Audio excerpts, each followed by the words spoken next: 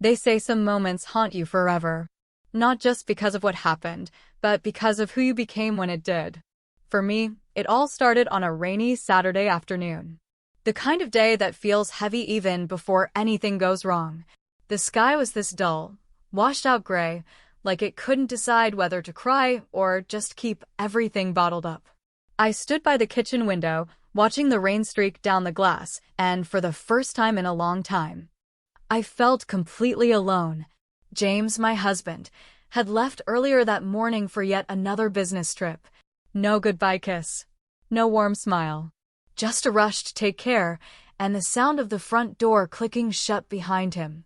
And as I watched him drive away, I couldn't help but wonder, when did we become so distant?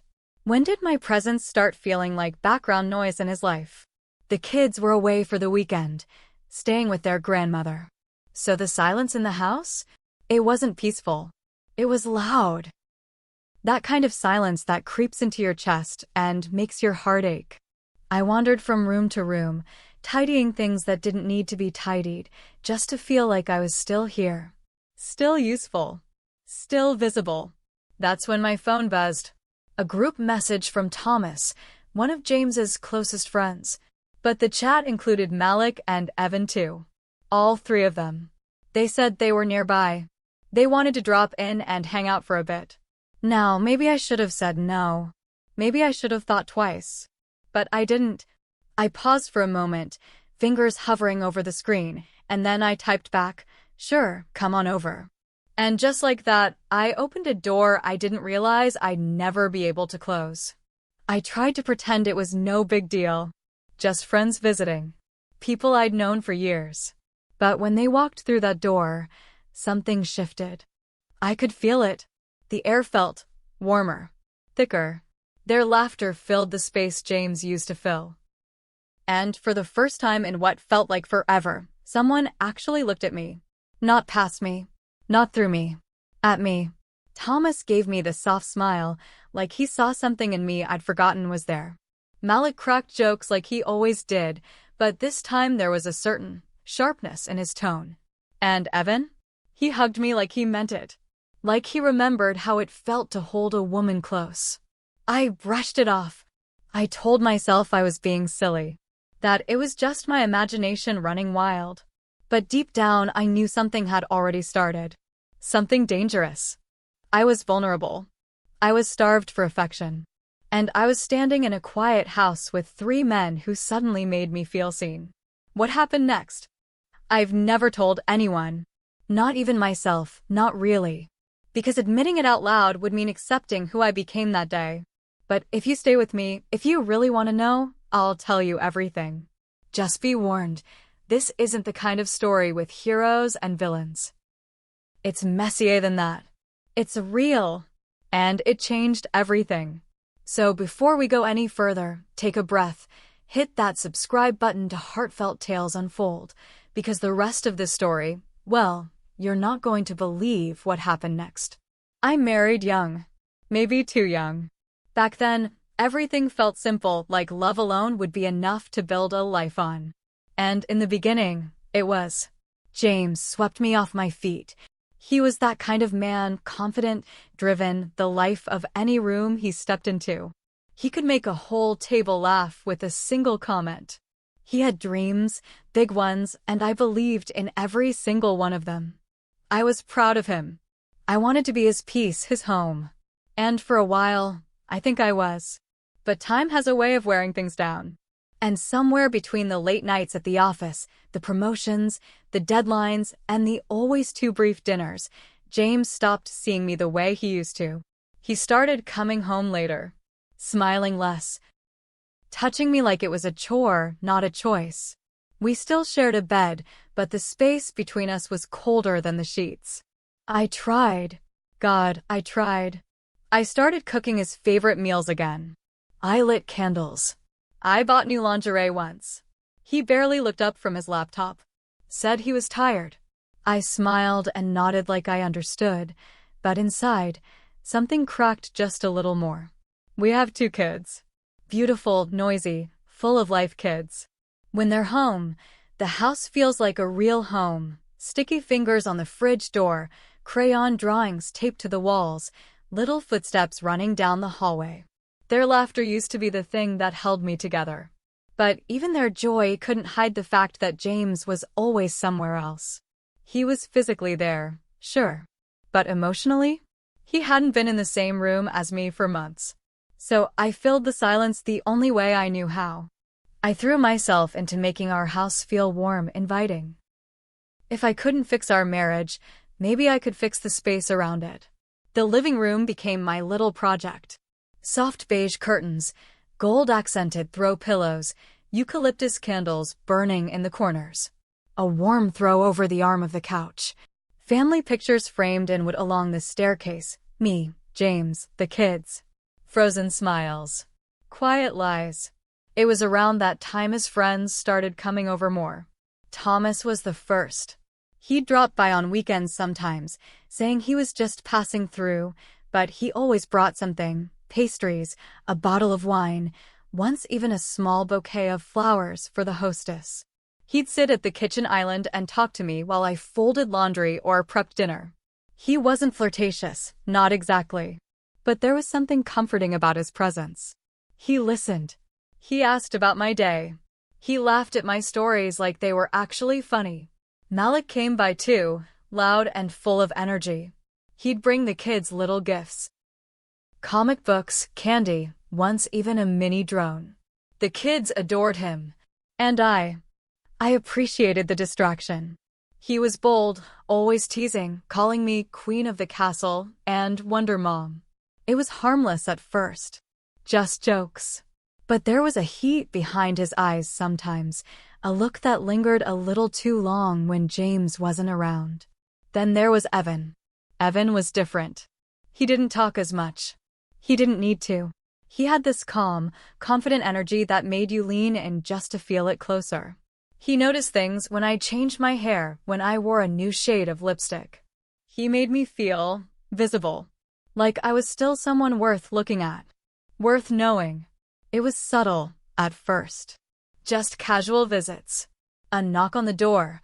James home. Oh, he's not? Well, mind if I come in anyway? And I never said no. The truth is, I was lonely. Not just alone. Lonely. The kind of loneliness that wraps itself around your chest and squeezes when no one's watching. I missed being touched, being talked to, being seen. I missed feeling like I mattered. With James, everything had become a checklist. Groceries, bills, school events. But with his friends? I laughed again. I felt lighter. Not entirely whole, but not invisible either. I knew it was dangerous. I knew what it could look like. But when you've been starving for affection, even crumbs start to feel like a feast. And in that quiet, well-decorated house, filled with eucalyptus candles and memories I was trying to preserve, 3 men stepped in and unknowingly stepped into a space James had left wide open. I didn't think much of it at the time. I told myself it was normal, innocent. But looking back now, I think part of me knew something was about to change. And none of us would walk away untouched. It started simply enough. James had another trip coming up, a weekend business retreat with his company. Nothing unusual. He was always traveling. Always in some hotel, some conference room, chasing the next deal. By then, I had stopped asking questions. I didn't even bother pretending I was upset anymore. The day before he left, as he was packing, he casually mentioned that his friends might swing by while he was gone.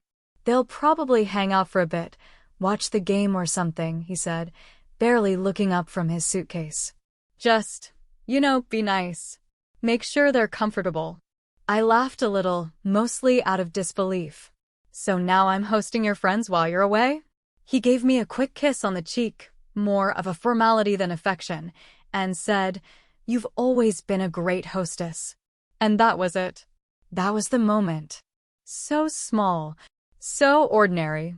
But those are the ones that sneak up on you. The next afternoon, the rain started early. Gentle at first, then heavier. It drummed steadily against the windows like a quiet warning. I lit candles in the living room, made the house cozy. I figured if I was going to be alone with 3 men for the weekend, I might as well make it feel welcoming.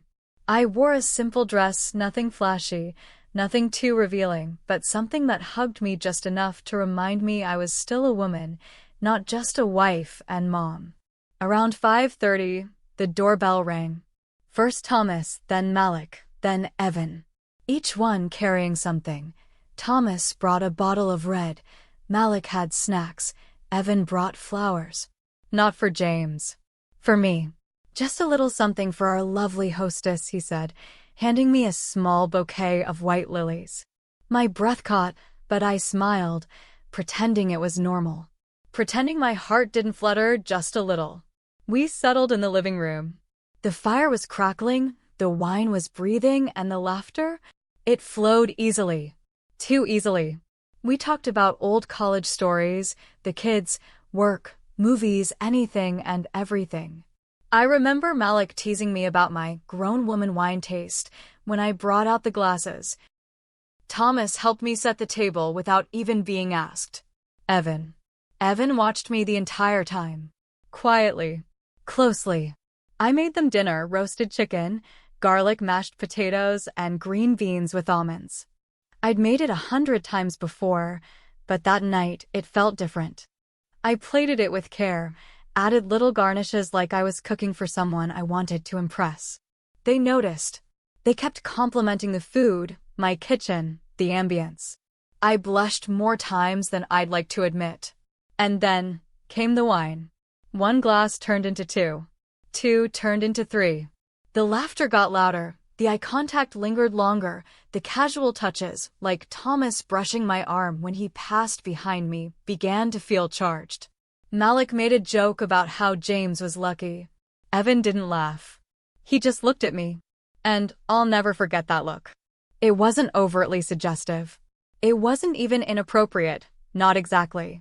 But it was intense. Quiet. A look that held something unspoken. Like a question hanging in the air between us. My heart skipped a beat. Not because I was scared. Because I felt something I hadn't felt in a long, long time. Seen. Wanted. Alive. And I pretended not to notice. I turned away, laughed at another one of Malik's stories, poured myself more wine. But the damage was already done. That night, after they left and the house fell silent again, I stood in the kitchen, staring at the half-empty bottle on the counter. The scent of Evan's cologne still lingered faintly in the air. I could still hear Thomas's gentle voice. Still feel the echo of Malik's laughter vibrating through the floor. But it was Evan's gaze that stayed with me the most. It followed me up the stairs. Into my bedroom. Into my thoughts. I laid in bed alone, staring at the ceiling, asking myself why I felt so restless, so warm, so shaken. I told myself it was just wine. Just loneliness. Just imagination. But deep down, I knew better. Something had shifted that night. Something real. Something dangerous.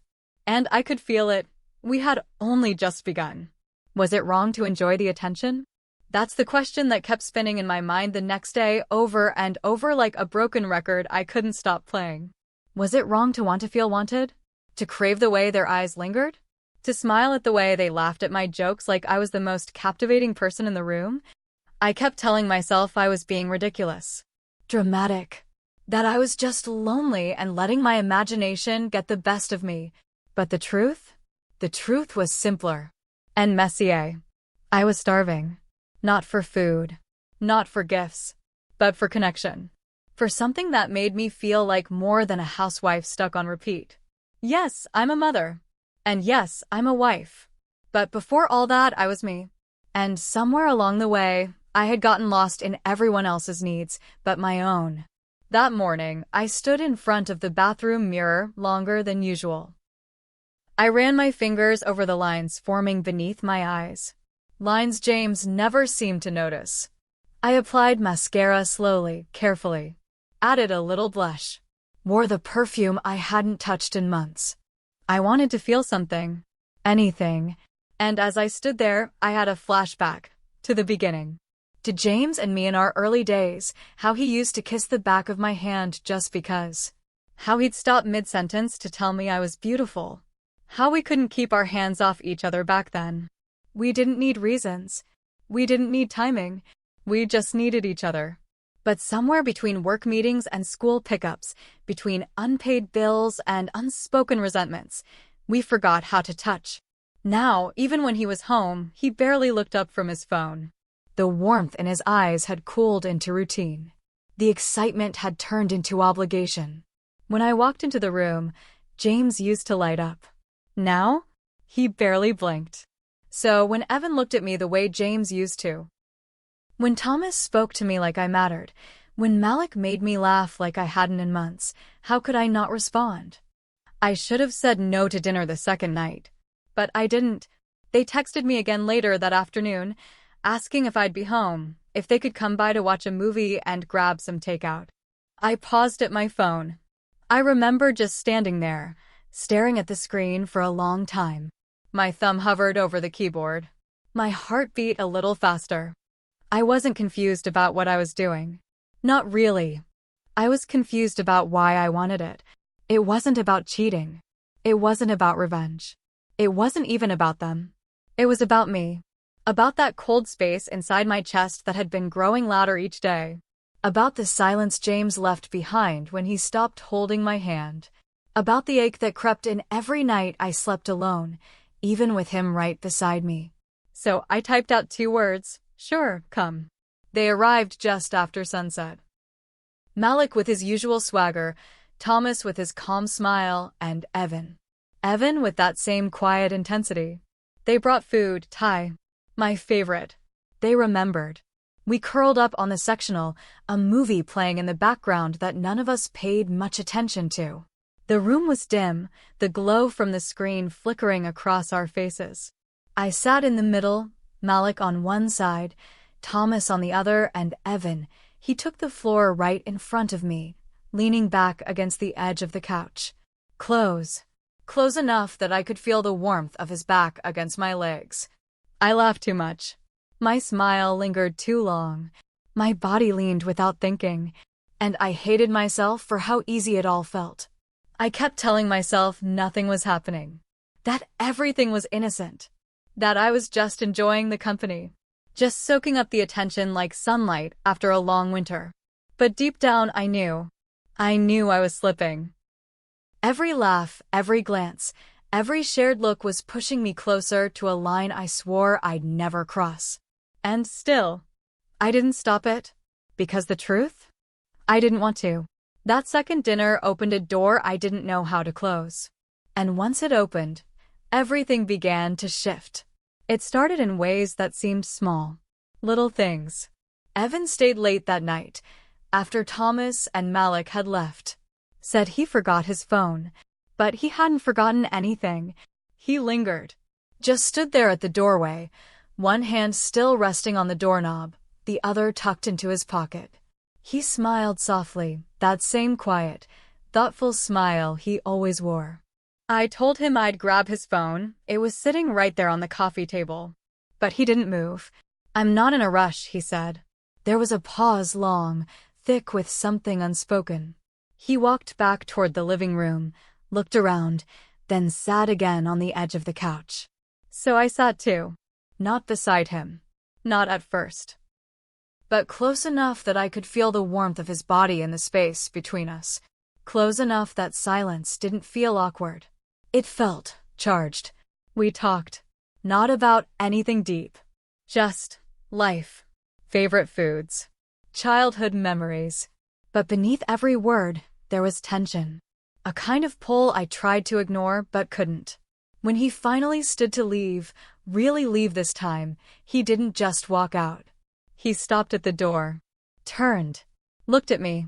His voice dropped to a near whisper. "You know, I always wondered what it'd feel like to be James for a day." Then he smiled again, said goodnight, and walked out into the rain. I stood there in the hallway, hand on the door, heart racing like I'd just heard a secret I wasn't supposed to know. The next day, Thomas stopped by. He said he was in the area and thought he'd check on the leaky kitchen faucet James had mentioned weeks ago. I let him in, grateful for the company. We stood side by side under the sink, both crouched low. The space was small. Our arms bumped once, twice, and then his hand brushed mine, warm, strong, calloused. He didn't apologize. And I didn't pull away. We stayed under that sink longer than we needed to. Fixed things that weren't broken. Talked about everything but what we were both thinking. When he finally stood up, he looked down at me and said, "James is lucky. You know that, right?" I gave him a tight smile. But something inside me ached. Then, as if fate was daring me to go further, Malik texted that evening. He was outside with a bottle of wine and said he had a story too funny not to share. He came in laughing, full of life, the way he always was. He teased me about my playlist. He joked about how I always wore soft sweaters that looked like heaven. He poured wine for both of us, dropped onto the couch, and before I knew it, we were shoulder to shoulder, laughing like we used to in college before life got complicated. And then his tone shifted. "You know, I used to think James didn't deserve you," he said, eyes locked on mine. "Now I'm sure of it." I should have stopped him, told him to go home. But I just sat there and let that moment pass between us like smoke, thick and impossible to grab. After that, things changed. They each began coming by more often. Not always together. Sometimes alone. Sometimes with a reason. Sometimes without. A broken chair. A borrowed book. A craving for homemade cookies. Any excuse. I let them in. Every time. The glances became longer. The compliments deeper. The silences more loaded. Thomas would bring little things, fresh flowers, candles he said smelled like comfort. Malik started calling me darlin' and resting his hand on the small of my back when he passed. Evan. Evan barely spoke anymore. But when he looked at me, I felt like I was standing naked in front of him, completely exposed, seen, and somehow still safe. Each man fed a different hunger inside me. Thomas made me feel respected. Like I was still worthy of care. Malik made me laugh, made me feel alive again. And Evan? He reminded me of passion, of fire, of the kind of connection that didn't need words. I knew it was spiraling. I knew I was skating dangerously close to something I couldn't undo.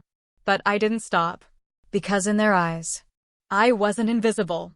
I was me again. One night late, after the kids had gone to bed, after James had texted me a quick, "Won't be back till Monday," I heard a knock on the door.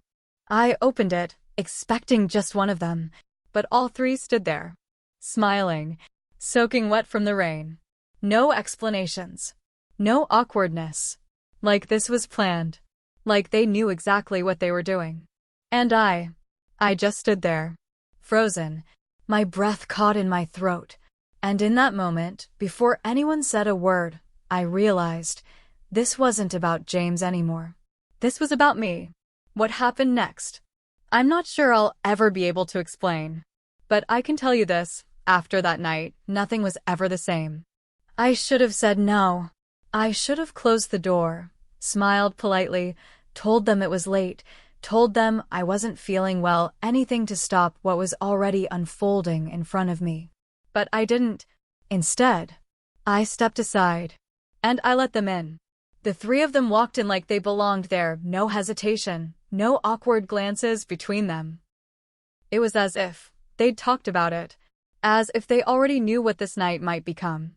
The air was heavy, not with heat, but with anticipation. The kind that wraps around your throat and makes it hard to breathe, even though no one's touching you yet. I tried to play it off, told them to make themselves comfortable while I grabbed more wine. My hands trembled as I poured the glasses, and I could feel their eyes on me. All three of them, watching every move, reading every shift in my breath, every flicker in my eyes.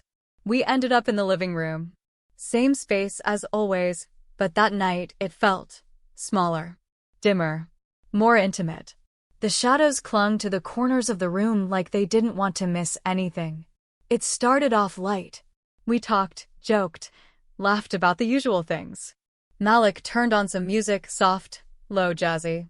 The kind of soundtrack that makes you feel something, even if you don't know what exactly. And then, Malik smirked and said, "Let's play a game." I raised an eyebrow. "What are we, teenagers?" "Exactly," he grinned.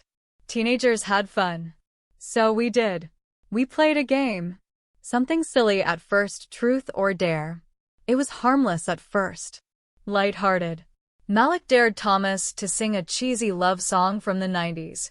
We laughed when he actually did it.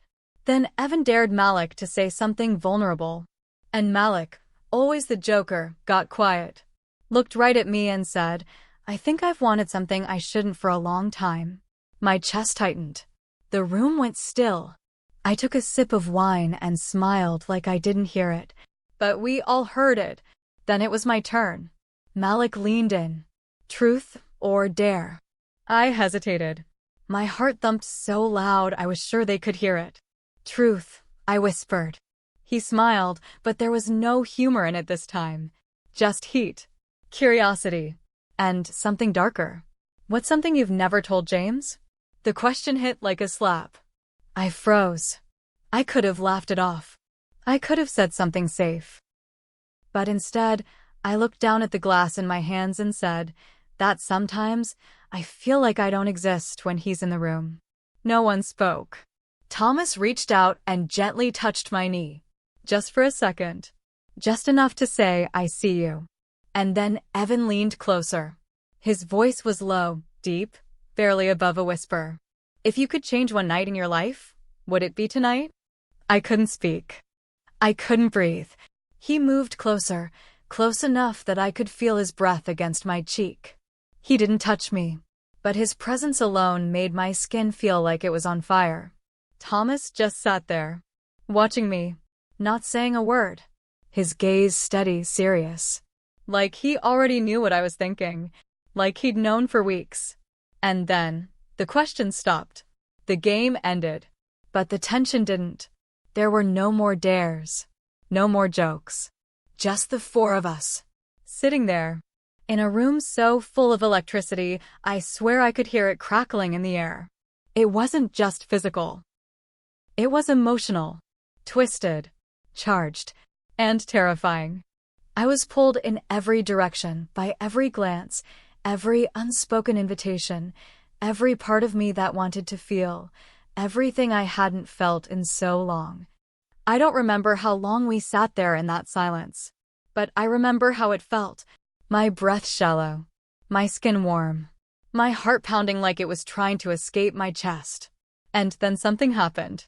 Not one thing, not one moment, but a slow unraveling of boundaries, soft touches, lingering stares, words that weren't meant to be said out loud, but were. And when it was all over, I didn't sleep that night. And I wasn't alone. Not really. Even when the room emptied and the lights dimmed and I was lying in that bed by myself. I wasn't alone. Because everything they gave me, every look, every word, every feeling, I carried it with me. I still do. The next morning, everything looked the same. But nothing felt the same.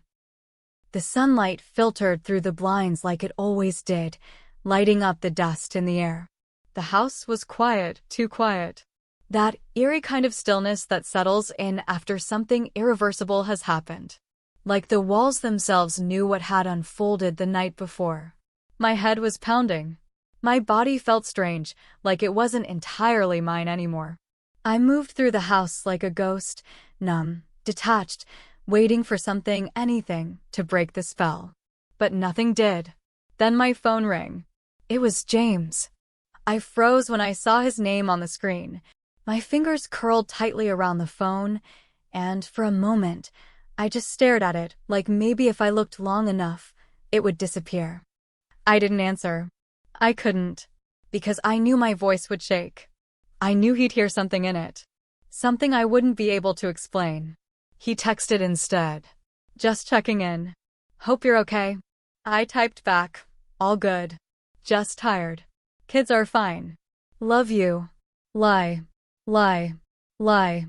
I hated how easy it was. Later that morning, I found Thomas in the kitchen. He was sipping coffee in silence, eyes fixed on the floor. I said good morning. He barely looked up, just nodded, murmured something about needing to get going. Malik appeared next, shirt half-buttoned, a playful smirk that didn't quite reach his eyes. "You're gonna act like nothing happened?" I asked quietly. He shrugged, his usual boldness suddenly fragile. "I mean, what do you want me to say?" Before I could respond, he was gone. Left the coffee untouched on the counter. Left me standing there with questions I didn't know how to form. And then there was Evan. He was the last to leave. He walked toward the door like it was just another morning, like everything was normal. When he reached me, he leaned in slowly, pressed a soft kiss to my cheek, said nothing, just looked at me one last time, and then walked out into the morning light. The silence that followed was deafening. I stood in that kitchen for what felt like hours, listening to the ticking of the clock, the hum of the refrigerator, the ache of my own thoughts. The house, once warm with noise and laughter, now felt like a tomb. I cleaned, scrubbed every inch of the living room, changed the sheets, washed the wine glasses twice. Not because they were dirty, but because I was trying to scrub the memory of the night off of them. Off of me. But memories don't rinse clean. They stain. 2 days later, James came home. I watched his car pull into the driveway. Watched him sit in the driver's seat for a moment longer than usual, like he was bracing himself. He walked through the door with that same tired smile. Set down his suitcase. Kissed the top of my head, like he always did. But when he looked at me, he paused, just for a second. And in that second, I knew. He noticed something. Maybe it was the way my eyes didn't meet his. Maybe it was the way I flinched when he touched my arm. Maybe it was just a gut feeling.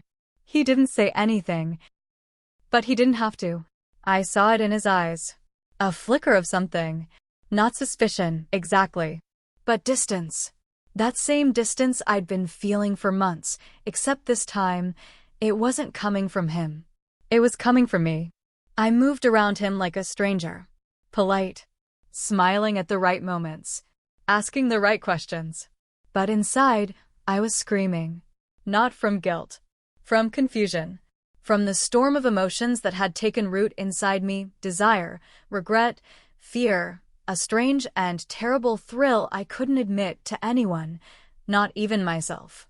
Every time James touched me, I felt like I was cheating on the memory of a night I both wished never happened and couldn't stop thinking about. I was no longer sure who I was, or what I wanted. But I knew one thing: the damage had already been done. I've played that night over in my head 1,000 times. Every detail, every laugh, every glance that lingered too long, every word that felt like more than it was supposed to, and still, I don't have an answer. Was I seeking revenge on a man who forgot me? A man who once made me feel like the center of his world, only to later treat me like a background character in his own life? Or was I just trying to feel alive again? I don't know. I really don't. Because what I did, it didn't feel calculated. It wasn't some grand plan to hurt James or prove a point. It felt impulsive, messy, human. Like my heart had been starving for so long, it no longer cared where the food came from. I betrayed him. But what's harder to admit is that I betrayed myself. I crossed a line I swore I never would. I became someone I didn't recognize. Someone I'm not proud of. And yet, there's another truth I can't ignore. For the first time in what felt like years, I felt seen. Not just looked at. Seen. Touched without being owned. Desired without being dismissed. Listened to without being brushed aside. It's a dangerous thing, feeling alive in someone else's hands. Especially when those hands don't belong to your husband. I don't know if James suspects anything. If he does, he hasn't said a word. Maybe he's chosen not to ask. Maybe he's afraid of the answer. And as for them, Thomas, Malik, Evan, I don't know if they've spoken to each other about that night. If they've told James. if they ever will. We don't talk much now. Occasional texts. A few awkward conversations when James invites them over. We pretend everything's normal. But it's not. There's tension under every word. A flicker of something unsaid in every passing glance. And one of them still looks at me like he's waiting for me to say something, to do something, to open that door again. I won't say which one, because honestly, I'm not even sure I could trust myself around him if I did. And that scares me, because it means that night isn't truly over. Not in my head, not in my heart. It lingers like perfume on a sweater you've already washed 3 times. Like a dream you can't forget, even when you want to. I try to be the same woman I was before. The same wife. The same mother. The same version of me James expects when he walks through the door. But I know the truth. I'm not her anymore. Whatever part of me crossed that line that night, she didn't come back the same. And maybe she never will. Have you ever been so lonely that even the wrong attention felt like the only kind you could get? So starved for warmth that when anyone offered it, you didn't check their intentions, you just opened the door?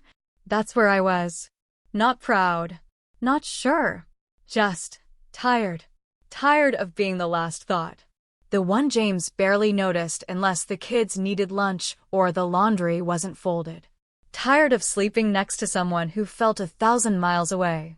Tired of pretending that wasn't